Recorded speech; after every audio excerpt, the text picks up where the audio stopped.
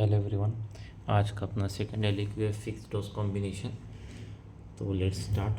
Fix dose combination are pharmaceutical products that combines two or more active ingredient in a fixed ratio into a single dosage form। यानी हम किसी दो ingredient को मिलाकर एक single product बना दे रहे, तो यही क्या होता है फिक्स डोज कॉम्बिनेशन। अब देखते हैं हम कि advantages of the fix dose combinations. तो पहला होता है इम्प्रूव पेशेंट कंप्लायंस। यानी क्या होता है कि हम अलग अलग हर वो सिम्टम्स के वास्ते अलग अलग डोज देने के बजाय हम एक ही डोज सिंगल डोज दे देंगे, मतलब उसी एक टैबलेट के अंदर उसकी जैसे कि खांसी भी ठीक हो जाना और ज़ुकाम भी ठीक हो जाना। अगर हम सेपरेट सेपरेट गोली देंगे, जैसे कि खांसी को एक लो ज़ुकाम को एक लो, तो वो उसके ऊपर बहुत ज़्यादा बर्डन हो जाएंगे। उससे अच्छा हम क्या करते, खांसी प्लस ज़ुकाम एक ही गोली दे देते।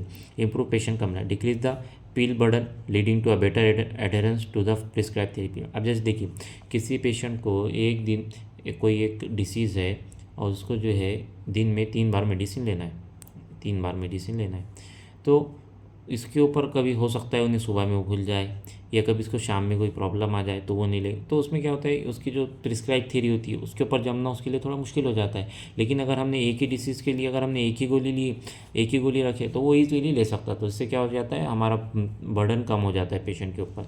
जैसे कि एग्जांपल है एम्लोडिपिन प्लस एटिनिलॉल। अब हमको पता है एम्लोडिपिन क्या है, डायहाइड्रोपिरिडिन से। ये क्या है, डायहाइड्रोपिरिडिन से। और एटिनिलॉल क्या है, बीटा ब्लॉकर से। तो इससे क्या हो जाएगा, हाइपरटेंशन, मतलब अलग अलग देने की जगह हमने क्या किया, इसको कॉम्बिनेशन में दे दिया, तो हाइपरटेंशन उससे क्या हो जाएगा, ईजीली हो जाएगा और पेशेंट को जो है बर्डन भी नहीं होगा ज़्यादा गोलियाँ खाने का। Second, simplified therapy, convenient for a patient as it eliminates the need to remember multiply medication and their timings। जैसे कि टीनोफोवीर, लेमिवेडिन एंड इफाविरेज, ये किसके लिए, HIV की ट्रीटमेंट के लिए। यानी हम क्या करते हैं, ये तीनों को एक ही इसमें दे देते हैं। तो उसकी वजह से क्या होगा, पेशेंट को वही मतलब बार बार उसको ज़्यादा बर्डन नहीं आएंगे, उसको बार बार याद रहेंगे कि मतलब आप गोली लेना था, जब गोली लेना था, इस टाइम पे लेना था, उस टाइम पे लेना था, तो उसको इतना झंझट नहीं रहेगा। सिंप्लीफाइड थ्योरी हो जाती है फिक्स डोज कॉम्बिनेशन की वजह से।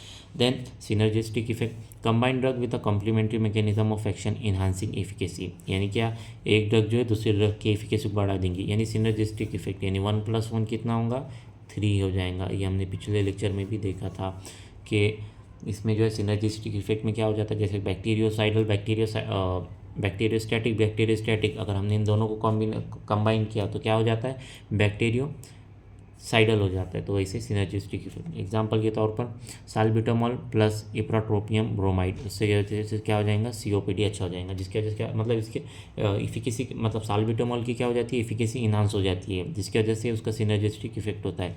Then decrease risk of resistance in infectious disease, combining drug reduce the likelihood of resistance. यानी क्या, अगर हम एक ही कोई ड्रग देते रहे तो उसके वजह से क्या होता है, बॉडी में रेजिस्टेंट डेवलप हो जाता है। लेकिन अगर हमने कॉम्बिनेशन में दिया तो बॉडी उसके खिलाफ जो है प्रॉपर रेजिस्टेंट डेवलप कर पाती क्या, नहीं। जैसे कि क्या, एग्जांपल के तौर पर anti tuberculosis regimen, rifampicin, isoniazid and pyrazinamide and ethambutol, ये हम क्या करते हैं, कॉम्बिनेशन में देते हैं। अब सपोज करिए अगर हमने सिर्फ रिफाम्पसिन ही दिए, उससे तो रिफाम्पसिन ट्यूबरक्लोसिस में दे रहे हैं हम, तो अब अगर यही हम देते रहे तो इसके वजह से क्या हो जाएंगे, गट के अंदर एक एंटीबैक्टीरियल रेजिस्टेंट डेवलप हो जाएगा। तो इसके वजह से हम क्या करते हैं, कॉम्बिनेशन में दे पाओ, कॉम्बिनेशन में देंगे, तो जिसकी वजह से रिस्क ऑफ रेजिस्टेंस डिक्रीज हो जाता है। Then fifth one is a cost effectiveness, cheaper than individual drug, जैसे कि मिटफॉर्मिन, ग्लिम्पर है, ये किसके लिए हम यूज़ करते हैं, डायबिटीज़ मेलाइटस के लिए यूज़ करते हैं। अब देखिए चीपर देन इंडिविजुअल ड्रग्स, यानी क्या कि भाई अब क्या हो जाएगा, अगर इन सब का सिनर्जिस्टिक इफेक्ट आ रहा है तो हमको फिर नई दवा लेने की कुछ मतलब न्यू को ड्रग लेने की ज़रूरत है कि नहीं, एक में काम हो जा रहा है, तो ये हमारे लिए क्या हो जाएगा, कॉस्ट इफेक्टिवनेस हो जा रहा है। देन अब हम इसके डिसएडवांटेजेस देख लेते हैं। अभी तक हमने एडवांटेज देखे थे, अब डिसएडवांटेज देखें। Lose of dose flexibility, fix ratio make dose adjustment difficult for individual component. यानी क्या कि भाई अगर अब मुझे किसी 2 को फिक्स रेशो में लाना है तो क्या हो जाता है, बॉडी को कभी उतनी रिक्वायरमेंट होती नहीं है, किसी एक ड्रग की, लेकिन अब फिक्स डोज में लाना है तो इसलिए हमको थोड़ा सा वहाँ दिक्कत आती है डोज फिक्स करने में। A patient needing more metformin but the same glimepiride does not adjust easily. यानी क्या भाई, अब पेशेंट के लिए क्या है, डायबिटीज़ मेलाइटिस में मेटफॉर्मिन चाहिए हमको ज़्यादा, लेकिन ग्लिम्परामाइड की इतनी कुछ ग्लिम्परामाइड जो है ईजिली एडजस्ट नहीं होता उस डोज में। तो मतलब ये यहीं पे जैसे दो दोस्त हैं, दो दोस्त को थोड़ा सा मतलब किसी को अपना एटीट्यूड एडजस्ट करना पड़ेगा, किसी को थोड़ा सेक्रीफाइस करना पड़ेगा, तो ये इसमें क्या है, लॉस ऑफ डोज फ्लेक्सिबिलिटी होती है। Then increase risk of side effect, यानी क्या हो रहा है कि अब इसमें साइड इफेक्ट बढ़ जा रहा है, दो लोग आ रहे हैं, दो लोग को हम जोड़ा नहीं पा रहे तो क्या हो जाएगा, उसको कुछ ना कुछ साइड इफेक्ट होगा। कंबाइंड ड्रग्स में cause a cumulative side effect which may not be tolerable, यानी क्या दोनों मिलके क्या कर रहे हैं, साइड इफेक्ट कर रहे हैं जो बॉडी के लिए टॉलरेबल है कि नहीं। जैसे कि पैरासीटामॉल और ibuprofen can increase the risk of the gastrointestinal upset, यानी क्या हो रहा है, पैरासीटामॉल भी और आइब्यूप्रोफेन ये दोनों मिलके क्या कर रहे हैं, अपने जो जीआईटी है, जीआईटी को क्या कर रहे हैं, उसको डिप्रेस कर रहे हैं, यानी इसको अपसेट कर दे रहे हैं। तो ये इनका क्या हो गया, कम्युलेटिव इफेक्ट हो गया जो टॉलरेबल है क्या नहीं। तो मतलब इससे क्या हो सकता है, साइड इफेक्ट। देखिए, एक तो अगर हम कोई कॉम्बिनेशन कर रहे हो तो उसका एक तो सिनर्जिस्टिक इफेक्ट आ सकता है, या तो उसका कोई साइड इफेक्ट आ सकता है, या उसकी कॉस्ट इफेक्टिवनेस हो सकती है, या उसकी कॉस्ट बढ़ भी सकती है। तो ये बस जो एडवांटेजेस है, डिसएडवांटेजेस भी उसके अपोजिट में रहेंगे, बस हमको बराबर से समझने आ जाए। जैसे मैं बोला भी कि इसमें एक तो साइड इफेक्ट भी हो सकती है या सिनर्जिस्टिक इफेक्ट भी हो सकते हैं। एक तो रेजिस्टेंस बढ़ भी सकता है, कम भी हो सकता है। कम तो हो रहा है, बढ़ कैसे सकता है, देखते हैं हम अब नेक्स्ट इसमें। Difficulty in identify the adverse effect, ये नहीं क्या, ये नहीं। देखिए, अब अगर हमने 1+ कोई एक ड्रग है, उसको हम किसी और ड्रग के साथ दिए, अब हम कंफ्यूज हो जा रहे हैं, अब उसकी कोई एडवर्स रिएक्शन हो गई, एडवर्स ड्रग रिएक्शन हो गई। अब हम कंफ्यूज है कि जैसे 1 और 2 सपोज करिए, अब हम कंफ्यूज है कि भाई ये काम जो है एडवर्स रिएक्शन का 1 ने किया है या 2 ने किया है। अब क्योंकि हमने तो इन्हें साथ में दिया ना, साथ में दिया, तो हम कंफ्यूज हो गए कि भाई ये 1 ने किया कि 2 ने किया। तो क्या है, challenging to determine which drug in the combination is responsible for the side effect. Example के तौर पर amoxicillin clavulanic acid, difficult to distinguish between amoxicillin allergy and clavulanic acid intolerance, यानी वही। अब हमने जब इन दोनों को एक साथ दिया तो अगर इसको हमको क्या होता है, एक बड़ी दिक्कत होती है कि भाई ये एमोक्सिसिलिन की एलर्जी है या क्लेविलिनिक एसिड का इंटॉलरेंस है, क्लेविनिक एसिड का इंटॉलरेंस है, इसमें हमको डिफ़िकल्टी होती है। Then third one is a overuse and the misuse. इसका हम बेस्ट एग्जांपल समझते हैं, जैसे कि सपोज़ करिए किसको टीबी हो गया, ये किसी को वायरल फीवर हो गया, वायरल फीवर हो गया। अब हमने देखा है वायरल फीवर में डॉक्टर क्या, ये वायरल फीवर क्या है, खुद से भी सेल्फ क्योर हो सकता है वायरल फीवर, लेकिन डॉक्टर क्या करते हैं, हमको जानबूझकर एंटीबायोटिक प्रिस्क्राइब करते हैं। अब एंटीबायोटिक देने से क्या होगा भाई, एक तो उसका कॉस्ट बढ़ जाएगा, कॉस्ट बढ़ जाएगा। दूसरा, अब एंटीबायोटिक दे रहे, वो तो चुप मिस यूज़ हो जा रहा है, मतलब उसको ज़रूरत भी नहीं है, ये वायरल फीवर खुद से ठीक हो सकते हैं, लेकिन हम उसको चुप तो और एंटीबायोटिक्स दे रहे हैं। अब एंटीबायोटिक्स देने की वजह से क्या हो जाएगा, उसके जो गट में जो है रेजिस्टेंस पैदा हो जाएगा, क्या हो जाएगा, रेजिस्टेंस हो जाएगा। तो ये क्या होता है, overuse and miss use.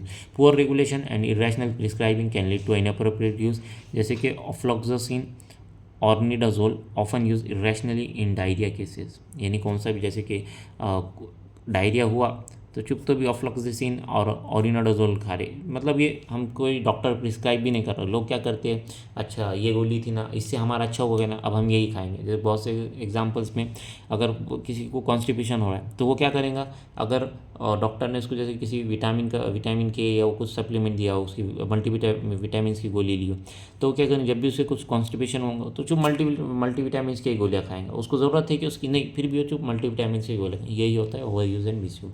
Then drug interaction, component में इंट्रैक्ट निगेटिवली और अल्टर ईच अदर्स मेटाबॉलिज्म, जैसे कि अब इसमें क्या हो रहा है, ड्रग इंट्रैक्शन। अब जैसे कि इसमें क्या होगा, ड्रग का इंट्रैक्शन होगा तो एक जो है दूसरे के मेटाबॉलिज्म को कम कर देंगे। अब हमने इससे पहले क्या देखा था, एक जो है दूसरे की इफिकेसी को बढ़ा दे रहा था, लेकिन अब यहाँ क्या होगा, यहाँ कम हो जाएगा।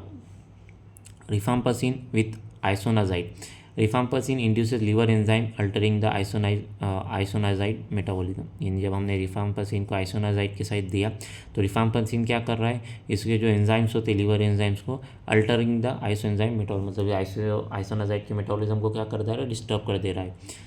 Then storage and stability with issue, यानी अब क्या हो रहा है भाई, एक देखिए, अब कुछ ड्रग्स होते हैं जो सिर्फ जो नॉर्मल टेम्परेचर के ऊपर रखना पड़ते हैं स्टोरेज में, कुछ ड्रग होते हैं जिनको 4 डिग्री के तक के नीचे रखना पड़ता है, तो ये प्रॉब्लम होती है हमको स्टोरेज एंड स्टेबिलिटी के इशू में। डिफरेंट ड्रग में है storage requirements, stability and complicating manufacturing and storage problem. यही कि मतलब कोई ड्रग होती है, जैसे मैं बताया कि कोई नॉर्मल टेम्परेचर पर काम करती है, कोई 4 डिग्री के नीचे, कोई स्टेबल होता है किसी टेम्परेचर पर, कोई नहीं होता है, तो उनका फिक्स डोज कॉम्बिनेशन करने में हमको वो उसका डिसएडवांटेजेस है, हम ये नहीं कर सकते। एक बार हम थोड़ा जल्दी जल्दी रिवाइज कर लेते क्या किया हमने आज। पहले तो हमने फिक्स डोज कॉम्बिनेशन देखा। ये क्या है, फार्मास्यूटिकल प्रोडक्ट्स होते हैं जिसमें 2 और 2 से ज़्यादा एक्टिव इंग्रेडिएंट्स को हम मिलाते हैं उसको फिक्स रेशो के फॉर्म में। अब एडवांटेजेस क्या होता है, एक तो पेशेंट के ऊपर बर्डन कम हो जाता है, वो इजीली उस प्रिस्क्राइब थेरी के ऊपर एडहेर रह सकता है। एक सिंप्लीफाइड थेरी हो जाती है, 10 गोली देने की जगह 1 का 2, 100 लोहार की 1 सुनार की, उस टाइप में। देन सिनर्जिस्टिक इफेक्ट होता है, मतलब उसका इफेक्ट बढ़ जाता है अगर हमने 2 के साथ उसको किया। रिस्क ऑफ रेजिस्टेंस भी कम हो जाता है, यानी एक जो है पर्टिकुलर एक ही ड्रग के ख़िलाफ़ रेजिस्टेंस पैदा नहीं होता है, तो उसको नहीं हो सकता है, हम उसको कॉम्बिनेशन में देते हैं। देन कॉस्ट इफेक्टिवनेस, हम उसको जो है चीपर कर सकते हैं हमारी थेरेपी को किसी फिक्स डोज कॉम्बिनेशन के थ्रू। देन देखते हैं हम कि डिसएडवांटेजेस क्या है इसके। Wait a minute, okay. Then disadvantages जो है लॉस ऑफ डोज फ्लेक्सिबिलिटी, यानी क्या कि हम जो है प्रॉपर किसी को, जैसे बॉडी में किसी की रिक्वायरमेंट भी नहीं है, फिर भी हमको उसकी स्टेबिलिटी के लिए या उसकी इफेक्टिवनेस के लिए हमको वो उसके साथ कॉम्बिनेशन में देना पड़ता है। तो loss of dose flexibility, fix ratio make dose adjustment difficult for the individual components, यानी इंडिविजुअल कंपोनेंट की ज़रूरत भी नहीं, फिर भी हमको चुप देना पड़ता है। क्यों? क्योंकि फिक्स डोज में देना है, उसके एडजस्टमेंट करने में थोड़ी डिफिकल्टी आती है। Then increase risk of side effect, क्योंकि अब साइड इफेक्ट भी हो सकती है भाई, क्योंकि वो 2 लोग एक साथ आ रहे हैं तो कुछ ना कुछ उनमें क्लैश भी हो सकता है।